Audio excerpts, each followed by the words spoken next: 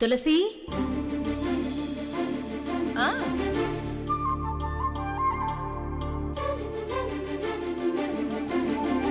రానందిని, లక్ష్మిని ఒక కోరిక అడిగాను. సమయానికి మీరు కూడా వచ్చారు. నువ్వేం కోరిక అడిగావో నేను విన్నాను పిన్ని. కానీ లక్ష్మి ఏం సమాధానం చెప్పట్లేదు. అంటే పాత జ్ఞాపకాలు, ప్రేమ ఇంకా లక్ష్మి మనసులో ఉన్నట్టు అనిపిస్తుంది. అలాంటిదేమైనా ఉంటే చెప్పు లక్ష్మి. అలాంటి ఆలోచన ఏం పెట్టుకోక.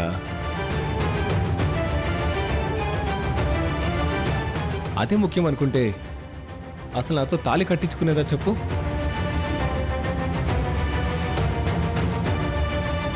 మనస్ఫూర్తిగానే ఒప్పుకుందని గోవర్ధన్ అంకుల్ కూడా మనకు మాట ఇచ్చారు సంజయ్.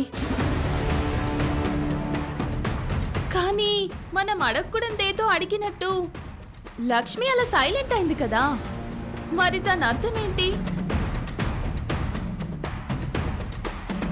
ఏడాది తిరిగేలోపు పండంటి బిడ్డను కనిస్తానని మాటివు లక్ష్మి.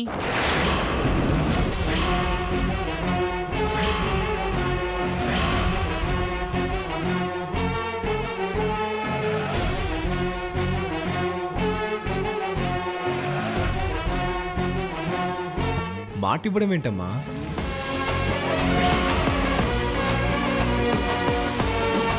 లక్ష్మి నాతో సంతోషంగా ఉంది. నా సంతోషం కోరే మనిషి నీ ఆశ ఎందుకు కాదంటుంది?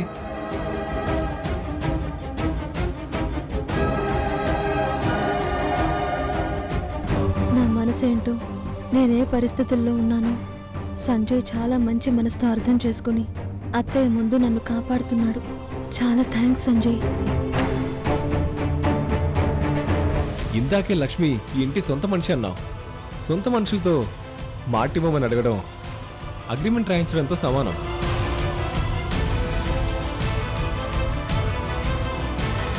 లక్ష్మి అందుకే ఫీల్ అవుతుంది. ఏడాది తిరిగేలోపు లక్ష్మి బుజ్జి పాపనో బాబునో ఇస్తుంది.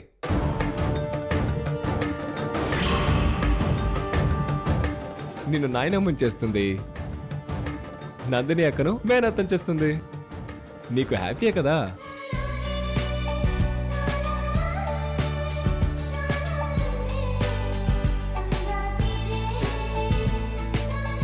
లక్ష్మి, నువ్వేం ఫీల్ అవ్వకు. పద లోపలికి వెళ్దాం రా.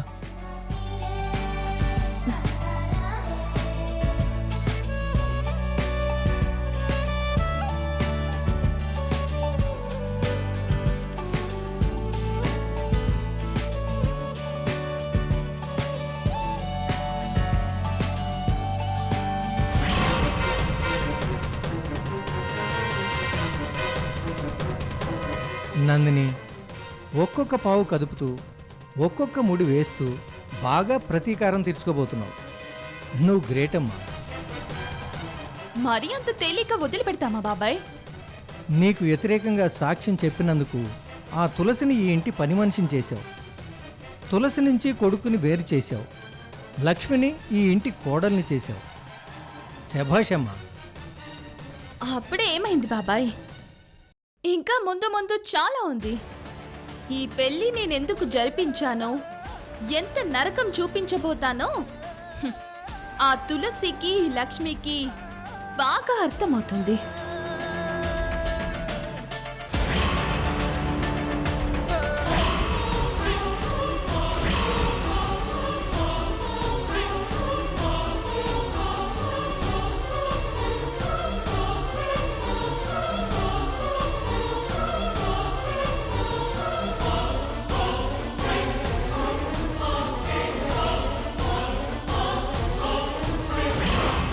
విష్ణు, చిన్నోడు చెప్పిన హాస్పిటల్ ఇదేరా. ఇక్కడే ఆపు, ఇక్కడ ఆపు.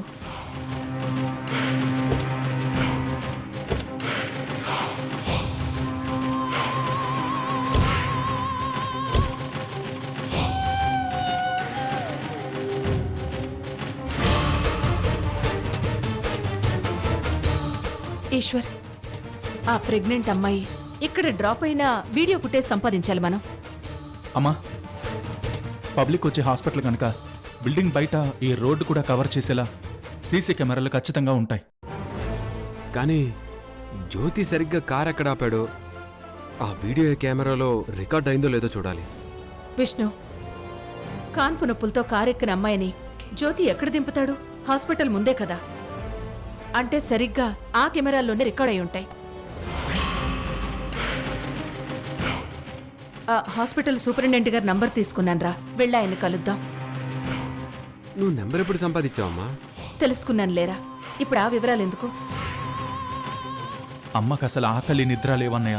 తమ్ముణ్ణి ఈ కేసులోంచి బయటపడేసేదాకా ప్రశాంతంగా ఉండదు.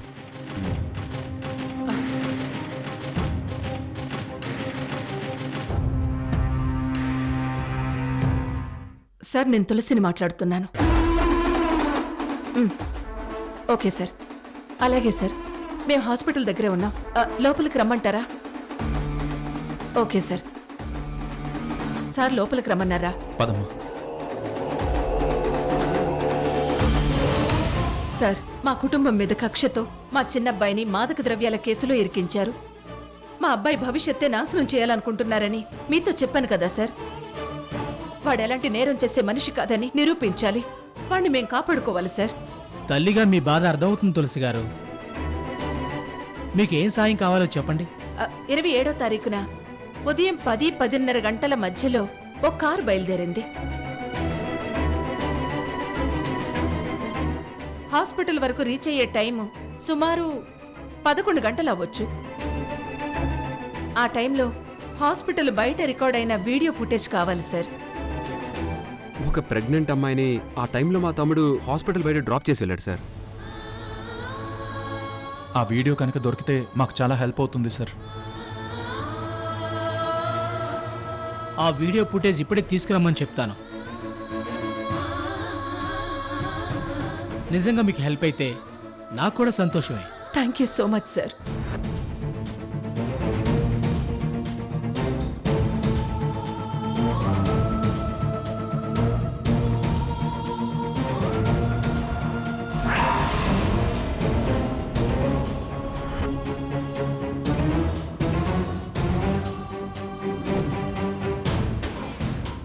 టూ మినిట్స్ వెయిట్ చేయండి.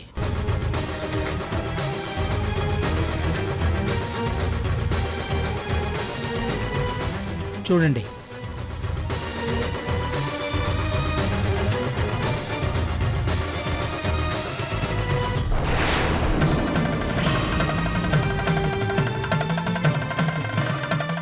సార్ సార్, ఇక్కడ ఫ్రీజ్ చేయండి. ఒకసారి జూమ్ చేయగలరా?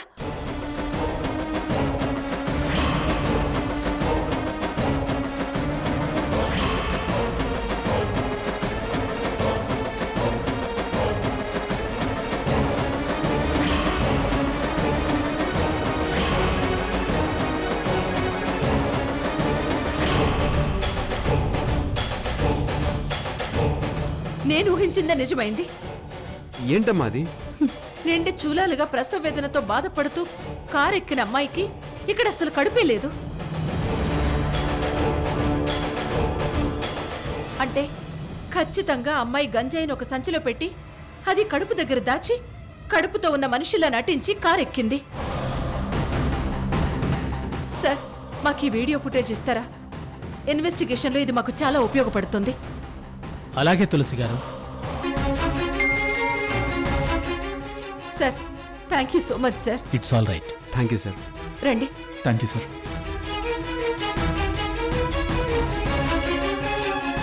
అమ్మా, ఇప్పుడు ఏం చేయబోతున్నావు? ఆ వీడియోని కోర్టులో సబ్మిట్ చేయబోతున్నావా? వీడియోలు మాత్రమే కాదురా, కేసులో ముఖ్యంగా సాక్షి కూడా కావాలి. సాక్షుల్ని ఎలా సంపాదిస్తాం? ఎలా కోర్టులో చెప్పిస్తాం? ఈశ్వర్, నేరం చేసే ప్రతి ఒక్కరూ ఏదో ఒక క్లూ వదిలిపెడతారన్నట్టు వాళ్ల క్లూ వాళ్లే కెమెరాలో రికార్డ్ అయ్యేలా చేశారు. అర్థం కాలేదమ్మా. ప్రెగ్నెంట్ గా నటించిన అమ్మాయి ఎక్కడ కారెక్కిందో ఆ వీడియోలో ఒక 2 వీలర్ కూడా ఉందిరా. ఒక పెద్దాయన కూడా తనతో పాటు ఉన్నాడు. అవునమ్మా. ఆ 2 వీలర్ రిజిస్ట్రేషన్ నంబర్ ఆధారంగా వాళ్ళెవరో, వాళ్ళ అడ్రస్ ఏంటో తెలుసుకుని మనం వెళ్లి వాళ్ళని కలవాలి. ఆ పెద్ద మనిషే ఈ కేసులో కీలక సాక్షి. నేరం మన జ్యోతి చేయలేదని ఆయనే చెప్పాలి. ఒక పోలీస్ ఆఫీసర్గానే కాదమ్మా, ఒక అడ్వకేట్గా కూడా ఆలోచించావు. మరి ఆ బండి నెంబర్ అమ్మా? ఆ,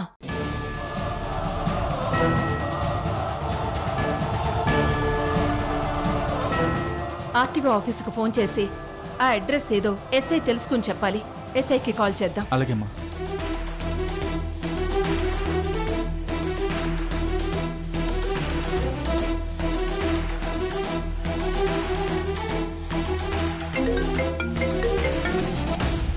హలో తులసి గారు, సార్, ఏంటి విశేషాలు? మీ అబ్బాయిని కాపాడుకునే ప్రయత్నాలు ఎంతవరకు వచ్చాయి? ఆ పనిలోనే ఉన్నాను సార్. మీరు నాకు చిన్న హెల్ప్ చేయాలి. ఏంటో చెప్పండి. నేను మీకు ఒక 2 వీలర్ నంబర్ సెండ్ చేస్తాను. ఆ వెహికల్ ఓనర్ ఎవరు, వాళ్ళ అడ్రస్ ఏంటో ఆర్టీఓ ఆఫీస్ నుంచి తెలుసుకుని చెప్పండి సార్. అలాగేనండి, నెంబర్ పంపించండి, తెలుసుకుని చెప్తాను. అలాగేనండి, చాలా థ్యాంక్స్. ఇప్పుడే పంపిస్తాను.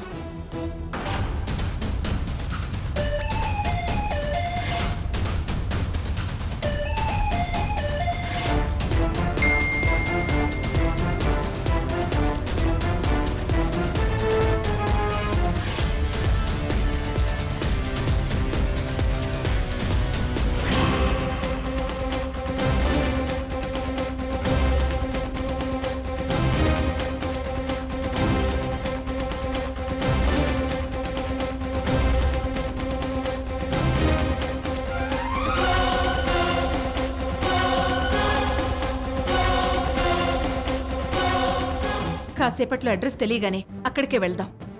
ఆ గోవర్ధన్ నందిని ఇద్దరు కలిసి ఇదంతా చేయించారమ్మా. ఆ ఇద్దరూ తప్ప మనకి శత్రువులు ఎవరూ లేరు విష్ణు. ముందు జ్యోతిని విడిపించి వాళ్లకు సరైన బుద్ధి చెప్పాలి.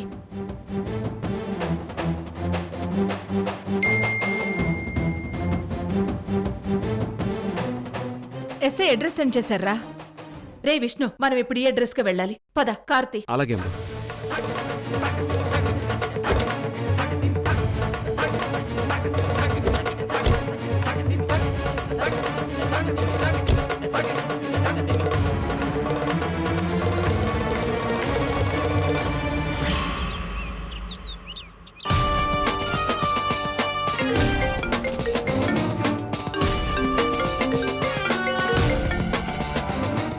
హలో మేడం, చెప్పండి.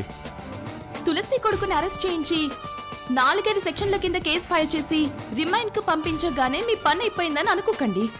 అంతకంటే మేమేం చేయగలం మేడం? ఇంకేదున్నా కోర్టులో లాయర్స్తో చూసుకోవాల్సిందే. నా యువన్ కోసం తిరుగుతున్నాను కదా, నాకు కూడా అవగాహన ఉంది. కానీ ఇప్పుడు నేనేం చెప్తున్నానో వినండి. ఈ విషయంలో కూడా నాకు మీ సపోర్ట్ కావాలి. ఏంటో చెప్పండి మేడం. తప్పుడు కేసులో ఉంచి ఎలాగైనా కొడుకుని తప్పించి బయటకు తీసుకురావాలని తులసి నాతో ఛాలెంజ్ చేసి బయలుదేరింది. లాయర్స్ ను పట్టుకొని బెయిల్ పిటిషన్ వేస్తుంది. లేదంటే తన కొడుకు అసలు నేరమే చేయలేదని నిర్దోషిగా నిరూపించే ప్రయత్నం చేస్తుంది. తనకు అలాంటి అవకాశం ఇవ్వకూడదు. ఎక్కడికక్కడ తన ప్రయత్నాలు మీరే అడ్డుకోవాలి. మీరు చేసే సాయం నేను మర్చిపోకుండా మీకు కావాల్సింది నేను చేసి పెడతాను. మేడం, మీరది ప్రత్యేకంగా చెప్పాలా? అలాగే మేడం. జ్యోతిరాదిత్య అసలు బయటికి రావటానికి వీల్లేదు.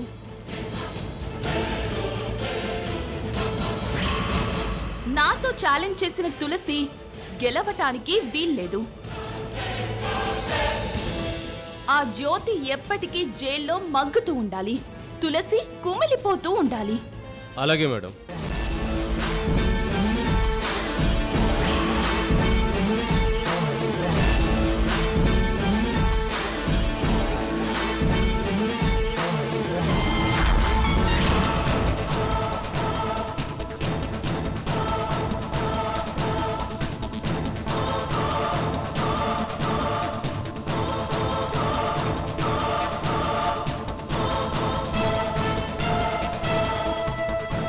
ఆర్టీఓ ఆఫీస్ నుంచి తెలుసుకుని ఆ సబ్ ఇన్స్పెక్టర్ పంపించిన అడ్రస్ ఇదేరా?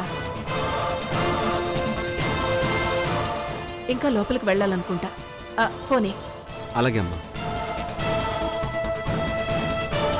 అమ్మా, హౌస్ నంబర్, రోడ్ నంబర్తో ఆల్రెడీ ఫోన్లో మ్యాప్ ఆన్ చేశాను. అందులోనే ఉంటుంది చూడమ్మా. Very good Eshwar. హా, ఇంక వాళ్ళు మనకు దొరికినట్టే. అవునమ్మా.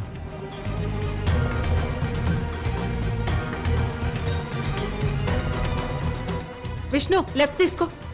అలాగేనమ్మా.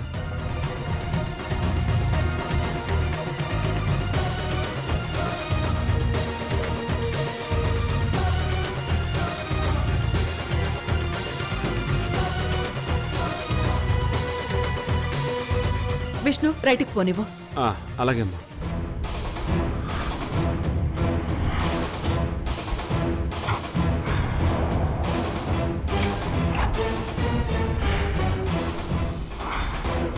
లెఫ్ట్ టర్న్ తీసుకో. సరే అమ్మా.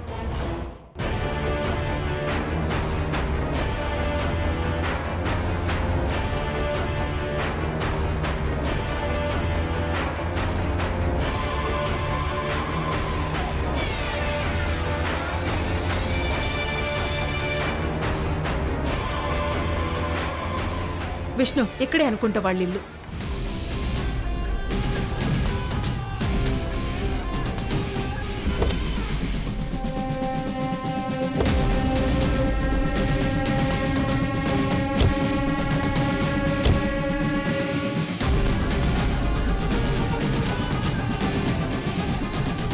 Same number. మన జ్యోతి నిరికించిన అమ్మాయి ఇల్లు ఈ ఇల్లే ఈశ్వర్. అన్నట్టు మనం ఈ కేసు గురించి మాట్లాడగానే వాళ్ళు పారిపోయే ప్రమాదం ఉంది. అస్సలు అవకాశం ఇవ్వద్దు. అమ్మా, పారిపోయే ప్రయత్నం చేస్తే నేనెందుకు ఊరుకుంటానమ్మా? వాళ్ళ కాళ్ళు విరగ్గొట్టి నీ కాళ్ళ దగ్గర పడేస్తాను. మరీ నువ్వంత ఆవేశపడకన్నయ్యా.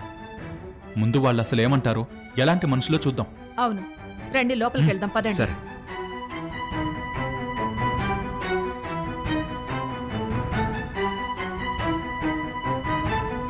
వీరయ్య, రే, వేరయ్యా అని ఇలా అచ్చతెలుగు భాషలో కాదురా, ఏరయ్యా అని యాస మార్చి పిలవాలి.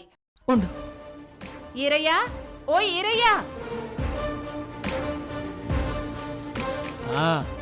హీరోయిన్ నేనే. మీరెవరు? మమ్మల్ని గుర్తుపట్టలే?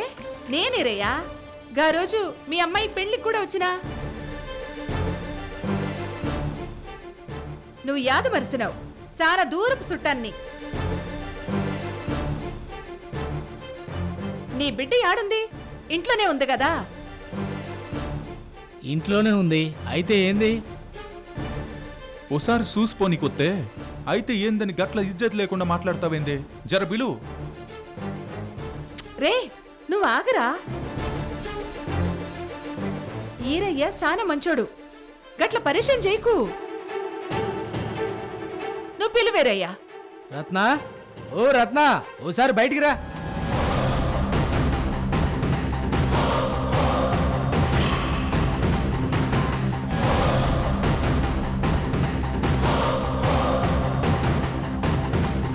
ఎవరీలు? ఎట్లున్నవే? మంచిగున్నావా? మంచిగానే ఉన్నా. ఎవరు నువ్వు? గదేందే, మీ నాయన గట్లే అడుగుతుండు, నువ్వు అట్లనే అడుగుతున్నావు. దిమ్మాగ్ గట్ల ఖరాబ్ అయినదా?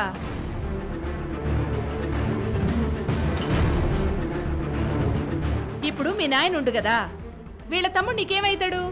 బాబాయ్ అవుతాడు కదా. ఆ బాబాయ్ భార్య ఉందే చంద్రకళ, ఆళ్ళ మేనత్త కూతుర్ని. దూరపు చుట్టరికాం కదా, నువ్వు గుర్తుపడతలే. కదేందే, నువ్వు కడుపుతో ఉన్నావా నిన్న?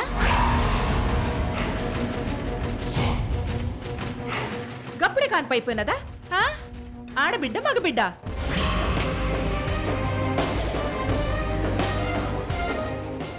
సంటి పిల్లడు సప్పుడు లేదేంది? నేను గడుపుతూ ఉండడం ఏంది? నేను ఏ పాపని బాబుని కనలే. మరిగా సంగతి జర పోలీస్ స్టేషన్కి వచ్చి చెప్పరాదే.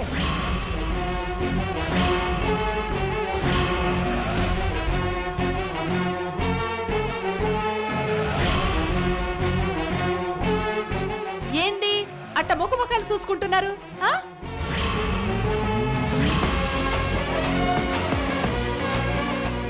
కడుపొచ్చినట్టు కనిపిస్తూ హాస్పిటల్ దాకా దింపమని మా అబ్బాయి కారెక్కి గంజాయి కేసులో మా వాణ్ణి ఇరికిస్తావా?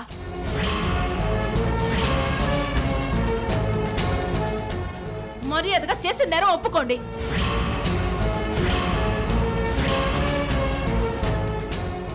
నేనేం నేరం చేయలేదు. లక్ష్మి ఫోటోలు ఏమైనట్టు? ఈ రూమ్ లో నుంచి ఎవరు తీశారు, ఎందుకు తీశారు? లక్ష్మి జీవితం వేరొకరితో ముడిపడిపోయిందని తెలిసి కూడా ఇలా ఎలా మాట్లాడుతున్నావురా? అదసలు నా దృష్టిలో పెళ్ళే కాదమ్మా. మేము ఎప్పుడో భార్యాభర్తలం అయిపోయాం. లక్ష్మి లేకుండా నేను బతకలేను. లక్ష్మి లేకుండా నేను బతకలేను. లక్ష్మి లేకుండా